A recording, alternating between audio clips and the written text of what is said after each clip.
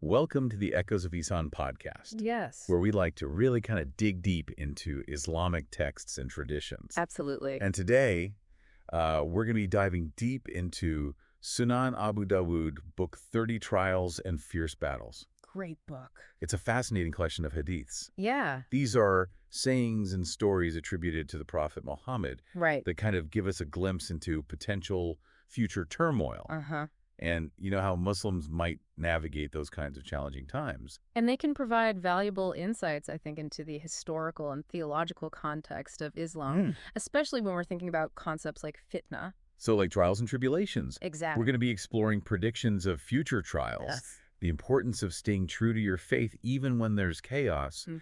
and the difficult choices people might have to face when they're dealing with conflict. And it's important to remember, that these hadiths are often interpreted metaphorically rather than literally. They're not meant to be taken as like precise timelines of specific events. Right. But they're more like warnings and guidance for believers to kind of encourage a kind of spiritual and moral preparedness. So it's more about like the overall message than the specific details. Yeah, yeah. So right off the bat, Hadith 42 and 28 mentions the Prophet Muhammad sharing predictions Okay. about events leading up to the last hour. Right. And it's interesting that some companions remembered these prophecies while others needed to be reminded. It really does underscore, I think, the point that even when profound knowledge is presented, grasping its full significance Right. and retaining it perfectly isn't always easy for us as humans. Yeah, it's so easy to forget things, even really important things. It is, yeah. Okay, moving on to Hadith 4229. Okay. It mentions four major trials or four major fitnas that are going to befall the Muslim community, Yeah. and ultimately saying that these will lead to destruction. Right. So what exactly does fitna encompass? So fitna in Islam encompasses a wide array of trials and tribulations that can shake the very foundations of a community. Wow. And, it's not just about external threats or physical battles like we traditionally think of. It can include internal conflicts, Okay. societal upheaval, Got it. the spread of falsehood, and even moral decay. So these four trials aren't necessarily like literal armies marching on Medina. Exactly. Okay. They could manifest in ways that we might not immediately recognize as traditional trials. Right. But their impact on the community is what really matters. Right. So it's more about how it affects people Yeah. than the specific form it takes. Yeah, and the hadith really emphasizes the disruption, the disunity, and that ultimate destruction that these trials can bring. This hadith, although it's brief, is really thought-provoking. Yeah, I mean, what might those four trials be? that's a good question. And are there clues within Islamic tradition that might help us to understand their nature? Well, that's a question that scholars and commentators have grappled with for centuries. Wow. Some interpret them metaphorically representing sort of the ongoing challenges faced by humanity, Okay. while others try to correlate them with very specific historical events. Hadith 4230 gets even more specific. Okay. It details a conversation about a trial where people are advised to stay in their homes because And- there's widespread flight and plunder going on. Yeah, a lot of chaos. And the hadith describes a progression of trials. Okay. So first there's this chaos and hardship. Then there's a deceptively pleasant test Oh. involving someone who's falsely claiming lineage to the prophet Wow. and leading people astray. So it sounds very tricky. Yeah. And that's followed by a period of unification, but it's under a flawed leader. Oh. And he's described as being like a hip bone on a rib. What does that even mean? It suggests a kind of weakness or inadequacy. And then there's this really interesting part. It talks about the little black trial. Okay. And this trial affects everyone. So no one's immune to it? No, and what's really striking is that it kind of lingers Oh. even when people think it's over. It's like those issues that keep resurfacing even when we think they've been resolved. Exactly. Are there any contemporary examples of these little black trials? I think there are. Like what? Well, think about challenges like political polarization Okay. Yeah. or the spread of misinformation online. Right. They seem to flare up repeatedly, even after attempts to address them. So it's that cyclical nature that we see. Yeah, that cyclical nature of certain issues really reflects the lingering nature of that little black trial that's described in the Hadith. That's a really insightful connection. Thank you. And speaking of knowing things, Hadith 4231 mentions Hudhaifa, who is a companion of the Prophet, Right? and he's claiming to know the names and lineages of future leaders who will spread wrong beliefs. Wow. That's a pretty bold claim. It is, and I think this hadith is really significant because it highlights the awareness within Islamic tradition of the potential for deviations from the true path of Islam. So it's not just about threats from outside the community, but also from within. It Precisely. raises questions about religious authority and interpretation. Yes, it does. If Hudhaifa possessed this knowledge, where did it come from? That is a great question. How do Muslims grapple with the fact that there might be misinterpretations Right. and leaders who might distort Islamic teachings? These are really complex questions that have been debated for centuries. And I imagine there are many different interpretations There are. of this particular hadith. Yes, some see it as a call for vigilance and discernment, Okay. while others caution against using it to justify accusations or divisions within the Muslim community. So it's a very sensitive topic. It is. Let's dive into hadiths 4232 to 4235, All right. where Hudhaifa is repeatedly asking the Prophet about these future trials. Hmm. And the answers that he's getting aren't exactly comforting. No, they're not. These hadiths cover some pretty intense themes, They do. like the idea of obeying a potentially oppressive ruler just to avoid greater chaos. Yeah. That's a really tough dilemma. It is, and it highlights the really difficult dilemmas believers might face when they're navigating these times of turmoil and having to choose between challenging authority and preventing further unrest. Yeah. So it's not always a clear-cut decision. No, it's not. It also mentions the Antichrist, or Dajjal, Yes. and his deceptive tests of faith. Right. So this idea of staying true to your faith even when you're being tempted to go astray. It's almost like a test of your commitment, Exactly. and it urges adherence to the Quran in times of confusion. Like, it's Oh. the ultimate anchor. Right. It's the source of guidance. And then there's this image of a remnant with specks in its eye Oh, yes. and an illusory truce. That's a powerful image. It suggests a future community that's still holding on to their faith, but it's potentially compromised. It's not a picture of triumph, Right. but it's about resilience and struggle, Mm. holding on to faith amidst all that darkness and uncertainty. So what guidance is the Prophet offering in these hadiths? He emphasizes staying home to avoid conflict, Okay. defending yourself if necessary, Right. but avoiding aggression Mm. and prioritizing faith and adherence to the Quran above all else. So it's really about finding that inner strength, Yes. finding that peace within while chaos might be swirling around you. Exactly. He's acknowledging the external challenges while urging believers to focus on their internal state of faith and righteousness. That's powerful. It is. But how does this guidance apply today? Good question. I mean, the world that we live in is drastically different from the Nice. Prophet's time. It is, but while the specific context may have changed, the principles themselves remain incredibly relevant. Okay. Today's world has its own trials and tribulations. Absolutely. We have conflict, we have injustice, we have moral dilemmas. Right. And the guidance offered in these hadiths can inspire us to seek peace, Mhm. to maintain our principles, and to navigate those challenges with wisdom and compassion. So even though the circumstances might be different, the core values of peace and justice and faith, Absolutely. those are the things that remain constant. They're the constants. It's about finding that inner compass. Yes. That sense of grounding, even when the world feels like it's spinning out of control. I love that. Hadith 4236 introduces another layer of complexity. Okay. It talks about oaths of allegiance Mm-hmm. and the dilemma of conflicting leadership. Yes, a very tricky situation. It urges obedience to the established leader Right. and even suggests execution for challengers. This hadith needs to be understood within its historical context. Okay. It relates to a time of potential upheaval, and the emphasis is on maintaining unity to prevent chaos and division within the community. So it's about preserving the community. It was crucial in a time when the young Muslim community was facing both internal and external threats. But doesn't that seem to contradict the idea of standing up against injustice? Well, this is where the hadith sparks a broader discussion about balancing obedience to authority with standing up against injustice. It's a timeless ethical question that goes beyond cultures and faiths. So how do we reconcile those seemingly conflicting ideas? It requires careful consideration and discernment. Right. Blind obedience is never encouraged in Islam. Okay.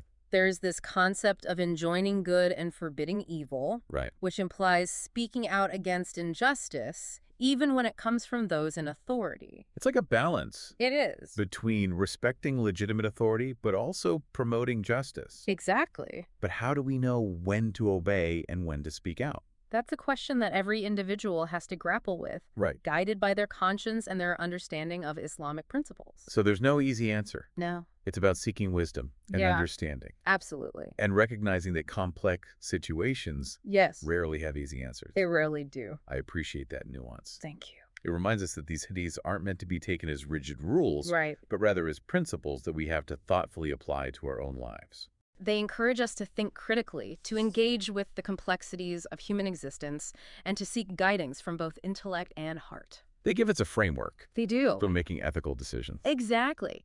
They invite each of us to engage in a process of reflection and discernment.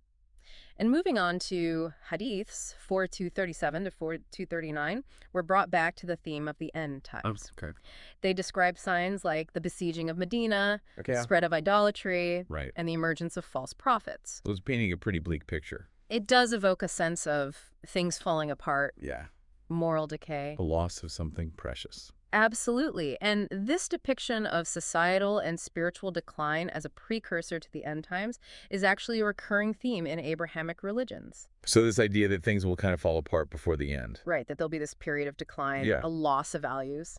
Okay, so do these prophecies have a metaphorical interpretation in relation to contemporary challenges? It's a good question. Are there signs of societal or moral decay that we see today? And what does that mean for us? Yeah, I mean, it's a thought-provoking question. It is. And I think the hadiths, rather than instilling fear, encourage awareness, Oh, thank you. reflection, Hmm. and a commitment to upholding righteousness and justice. So it's more about being aware of these potential pitfalls. Right. Right. And actively working to prevent them. Okay. They serve as a reminder of the potential for decline and urge us to actively work towards preserving and promoting positive values within society. Amidst these kind of darker prophecies, Hadiths 4240 to 4242 offer these messages of reassurance Yes. and protection for the Muslim community. Yes, it's nice to hear those. It is. I mean, it's reassuring to hear these amidst the previous heavier themes. Absolutely. So what are some of the key takeaways from these hadiths? Well, these hadiths emphasize that the Prophet will not curse the Muslim community as a whole. They Right. highlight that truth will ultimately prevail over falsehood, Mm-hmm. and that the community will not collectively agree on an... So there's a sense of protection and guidance. Absolutely. These reassurances underscore the enduring power of faith and divine guidance, offering a sense of hope and optimism even when we face potential trials. It's almost like a reminder that even in the darkest of times, there's still a light Exactly. at the end of the tunnel. There's always hope. Yeah, these hadiths seem to speak to that universal need for resilience Yes. and hope even when you're facing adversity.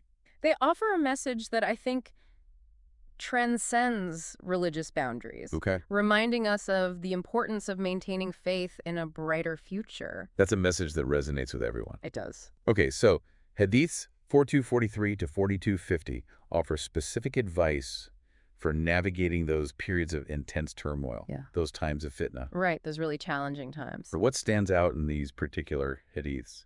Well, they emphasize prudence, Okay. patience, Mm-hmm. and self-restraint. So it's about staying calm and collected. Exactly. They recommend avoiding active involvement in conflicts, Hmm. staying home and tending to one's responsibilities. So kind of like laying low. Yes, and showing endurance. Right. But perhaps most importantly, restraining one's tongue and actions. Oh, that's interesting. They highlight the importance of choosing peace over conflict, Even when it's difficult. even when it's really difficult. So sometimes the bravest thing to do is to not engage. Absolutely. They acknowledge that stepping back and avoiding fueling the discord can be the most courageous act. And allows you to preserve your own inner peace. Exactly. It's about maintaining that inner integrity even when everything around you is in chaos. That's a powerful message. It is. And it leads us to hadiths 4251 to 4253, Okay. which focus on the power of the tongue. Yes, words can be very powerful. They specifically warn against that destructive nature of speech during civil strife. They emphasize that careless or inflammatory speech can be as harmful as physical violence. Especially when tensions are already high. Exactly. Words can be weapons. It's true. And these hadiths are so relevant today with the rise of online hate speech. Fulfilling. misinformation, and the spread of divisive rhetoric. So it's a reminder to choose our words carefully. It is think before we speak and consider the impact our words might have on others. Right, because once you say something, you can't take it back. That's true. These hadiths emphasize the importance of promoting civil discourse, Yes, engaging in respectful dialogue. using our voices to build bridges rather than walls. That's a beautiful way to put it. This concept of guarding one's tongue Yes. and promoting responsible speech is deeply rooted in Islamic teachings. Yes. It's about understanding that our words have consequences. They do, both for ourselves and for those around us. Right. They can either contribute to the healing of a community or to its further division. Hadith 42254 suggests a different approach. Okay. It advises Muslims to seek refuge in remote areas with their livestock, Right. prioritizing faith over worldly possessions during times of tribulation, This connects with that concept of hijrah, migration for the sake of faith. which is significant in Islamic history. It's a pivotal concept in Islamic history, referring to the Prophet Muhammad's migration from Mecca to Medina. Okay. This migration was a strategic move to preserve the early Muslim community and their faith in the face of persecution. So it was about survival. Yes, it was about seeking safety and freedom to practice their beliefs, even if it meant leaving behind everything familiar Wow. and all their material possessions. This hadith resonates with the challenges that are faced by people fleeing conflict and persecution even today. Absolutely. People who are seeking refuge and a place where they can live in peace and security. So it's a reminder that these challenges are still very real for many people around the world. They are. It's about recognizing our shared humanity Yes, and offering a helping hand absolutely. to those in need, regardless of their background or beliefs. It's about acknowledging that universal human longing for sanctuary, for a place of peace and belonging. Hadiths 4255 and 4256 deliver a very stark warning Yes, they do. about fighting between Muslims. They absolutely prohibit it. The Prophet Muhammad declares that both the killer and the slain in such conflicts will enter hell. That's a powerful statement. It is. It emphasizes the sanctity of life in Islam Right. and that absolute prohibition against taking the life of another believer unjustly. So it's about prioritizing unity, Yes, even when there are disagreements, because violence within the community, it's never the answer. it just leads to more pain and suffering. Exactly. And it really highlights the need for compassion, understanding, and a commitment to resolving our differences peacefully. It's about remembering that we're all part of the same ummah. We are. This leads us to a deeper exploration of the gravity of killing a believer, Yes, a very serious topic. which is emphasized in Hadiths 4257 to 4263. Right. They really drive home the severity of this act, Do you? describing it as a major sin with potentially dire consequences. It's a violation of God's sacred trust. So it's not just about the physical act of killing. No, it's about the intention behind it. Intentionally taking a life out of anger, hatred, Yeah. or worldly motives is one of the gravest sins in Islam. It's a powerful reminder that every human life is precious Absolutely. and that we have a responsibility to protect and preserve life. We do. These hadiths seem to focus on intentional acts of killing, Yes. deliberate choices made out of anger or hatred. Right. But what about those situations where a believer is killed unintentionally or amidst a chaotic conflict? But like in a war zone or something like that. Yeah. Well, Hadith 4264 offers some perspective on this. Okay. The Prophet Muhammad suggests that being killed during times of civil strife can be a form of expiation for sins. Really? It's a reminder of God's mercy and forgiveness, even amidst tragedy. That's a very comforting thought. It is, but it's crucial to understand that this doesn't condone or encourage participation in violence. Okay. It simply offers solace to those who become victims of circumstances beyond their control. So even in death, there's a possibility of redemption. Yes, it highlights those complexities of navigating those times of conflict, recognizing the nuances of human motivations and actions. These hadiths prompt us to reflect on the intricate nature of life, Yes. where even amidst turmoil, Yes. the possibility of divine grace and forgiveness exists. It always exists. So there's always hope. always. As we get into these like final sections of Sunan Abu Dawud, book 30, trials and fierce battles, I'm really struck by the balance that the hadiths seem to maintain. Yeah. It's not all just prophecies of doom and gloom. You're right. You're picking up on a crucial element here. Okay. There's this consistent thread of hope that's interwoven throughout. Yeah. It's a reminder that even when you're facing the most challenging trials, Right. you can find guidance and strength. Like, for instance, hadiths 4243 to 4250 offer practical advice for navigating like those periods of intense turmoil. Right. It's almost like a survival guide Yeah. for maintaining your spiritual well-being. What's interesting is the emphasis on restraint. The Prophet Muhammad advises staying home if possible, Okay. avoiding active involvement in the conflicts. But like intentionally lowering your profile. Yes, like weathering the storm. Yeah. There's wisdom in recognizing when to engage and when to step back, Right. when to fight and when to seek peace. And it's not just limited to physical actions, is it? No, not at all. Hadith 4251 talks about restraining your tongue Yeah. during those times of strife. Yes. It says that giving free rein to your tongue can be as harmful as striking with a sword. The power of words. Yeah. It's a timeless concept. It really is. It transcends cultural boundaries. I mean, think about how quickly things can escalate online. Oh, absolutely. A single careless comment can spark so much outrage and division. It's true. And these hadiths are a call for mindful speech, Right. urging us to pause and really consider the impact of our words Before we just let them loose. before we unleash them into the world. Because you can't take them back. You can't. These hadiths remind us that our words carry weight and that we have a responsibility to use them wisely. We do. Hadith 4254 suggests an even more radical form of withdrawal. Oh, really? The Prophet Muhammad advises seeking refuge in remote areas, Wow. prioritizing your faith over worldly possessions, It's like hitting the reset button. Yeah. Disconnecting from all the noise and chaos. and reconnecting with what truly matters. This hadith echoes the concept of hijrah, Right. the migration undertaken by the Prophet himself and his followers from Mecca to Medina. It was a strategic move, wasn't it? It To was. preserve the community. Yes, and their faith in the face of persecution. So it wasn't about running away. No. It was about finding a space where faith could flourish, Exactly. where the community could regroup and rebuild. Got it.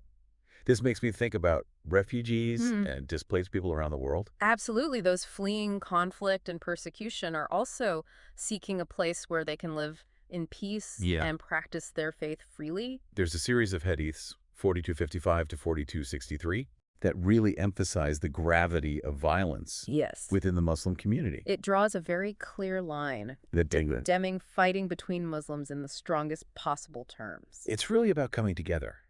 These hadiths convey such a powerful message of unity. They remind us that internal divisions only weaken the community, Yeah. making it susceptible to those external threats. To take a life unjustly. It's a violation of a sacred trust. It's like you're breaking apart the very fabric of society. It prompts us to examine our own hearts, Okay? to root out any seeds of anger or hatred. Because those are the things that can lead to violence. Exactly. True strength, according to these hadiths, Okay? lies not in aggression, Right. but in compassion, forgiveness, and seeking peace. Even when you're surrounded by conflict. Even when it's really difficult. These hadiths make me reflect on the impact of my own words and actions. Me too. We have a responsibility to build bridges, Yes. to heal divisions, and to create a world where all life is valued and protected. I love that. And amidst all the warnings and pronouncements about trials and tribulations, Yeah. the final two hadiths in this book, 4264 and 4265, Okay. offer a glimmer of hope. I think we could all use a bit of hope What could? after delving into such intense topics. So what do these hadiths say? The Prophet Muhammad suggests that being killed during those times of civil strife can be a form of expiation for your sins. So even in the face of death, Yeah. there's a possibility of returning to God. With a clean slate. Wow. It speaks to that infinite capacity for mercy and forgiveness. Even in the most tragic of circumstances. It really does. And it underscores the ultimate purpose of trials and tribulations. Which is. To purify our hearts, Mhm. to draw us closer to God, Yes. and to prepare us for the eternal life to come. This deep dive has been quite a journey. It has. From predictions of turmoil to practical advice for navigating challenges, from stark warnings about the consequences of violence to these glimmers of hope and redemption. It really does encompass the full spectrum of the human experience. These hadiths offer us a glimpse into the heart of Islam, Okay. its deep understanding of the human condition, Right. and its unwavering commitment to peace, justice, and the sanctity of life. They highlight that trials are an inevitable part of life. They are, They come in many forms. but they're a constant in the human experience. Facing those challenges with faith, courage and wisdom can lead to growth and transformation. It's all about how we respond. It is. They encourage us to cultivate resilience, Yes. to seek guidance from the Quran Absolute. and the Prophet's teachings, Mhm. and to draw strength from the community of believers. Ummah. And they remind us that even in the darkest of times, hope exists. It always does. And there's always a path forward. Always. And perhaps the most important takeaway Yes. is that call to be agents of peace, To build bridges of understanding. to create a world where compassion and forgiveness prevail. Beautiful. This has been an incredibly enriching deep dive. It has. We encourage all our listeners to revisit these hadiths, Please do. contemplate their wisdom, Yeah. and allow their teachings to guide them. Through life's inevitable trials. Until next time, dear listeners, Yes. may you find peace and blessings on your journey. And may the echoes of Ihsan continue to resonate within you